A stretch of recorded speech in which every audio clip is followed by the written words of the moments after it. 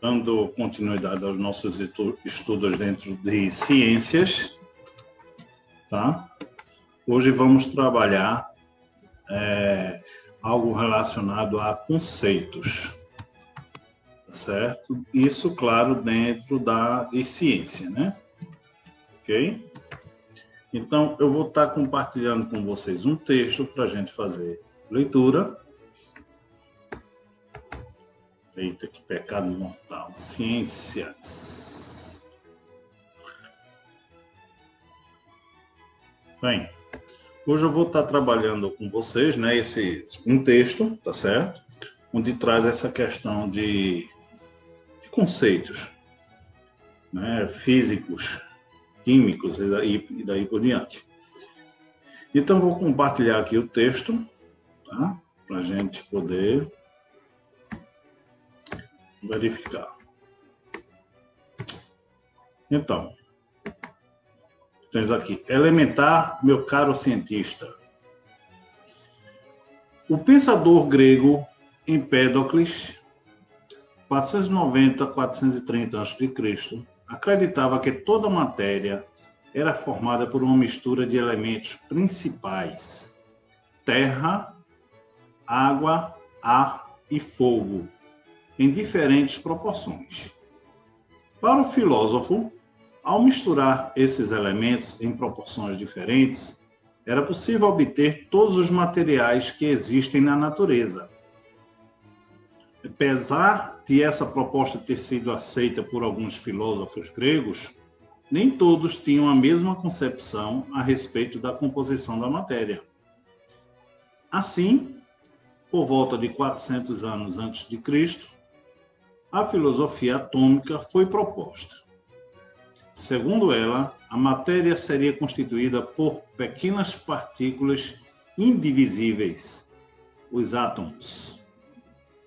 Somente a partir do século XVII, estudiosos como o inglês Robert Boyle, 1627 a 1691, começaram a realizar experiências utilizando o método científico para estudar a composição da matéria. Com base em resultados experimentais, Boyle propôs que elementos seriam certos corpos primitivos e simples, perfeitamente puros de qualquer mistura, que não fossem constituídos por nenhum outro corpo, ou uns pelos outros.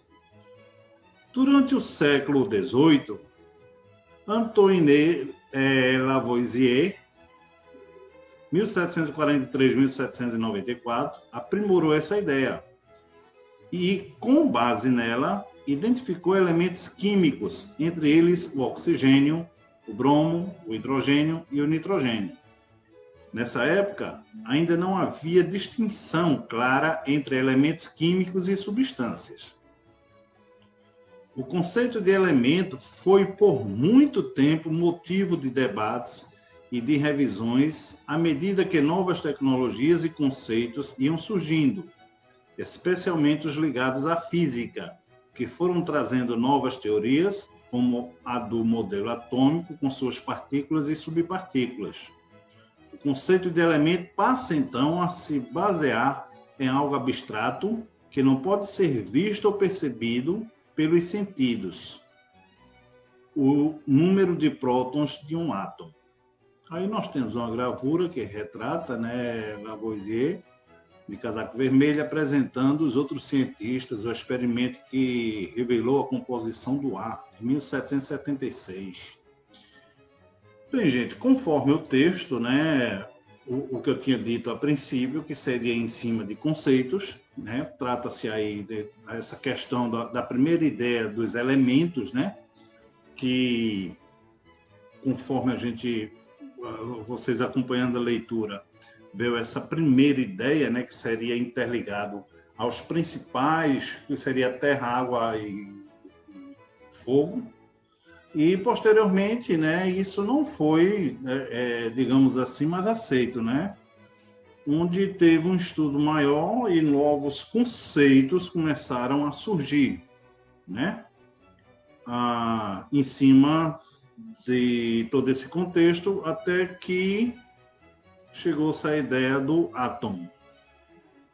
Então, gente, em cima do texto, tá certo? Vou compartilhar com vocês agora uma atividade, tá?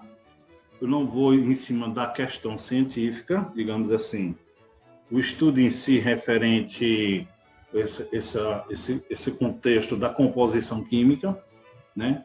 E sim ao que se refere a conceitos. Foi isso que eu tinha dito para vocês desde o princípio. Então, vocês vão copiar a caneta as questões e responder a lápis no caderno. Seguinte, são 4 questões. Ao longo de seu histórico escolar, você estudou diferentes conceitos. Como você definiria a palavra conceito? Segunda questão. Consulte um dicionário, pode ser internet, né? E verifique a definição de elemento. Existe uma única definição correta? Explique. Podemos dizer que conceitos científicos mudam? A troca de ideias sobre um conceito pode ajudar no desenvolvimento da ciência?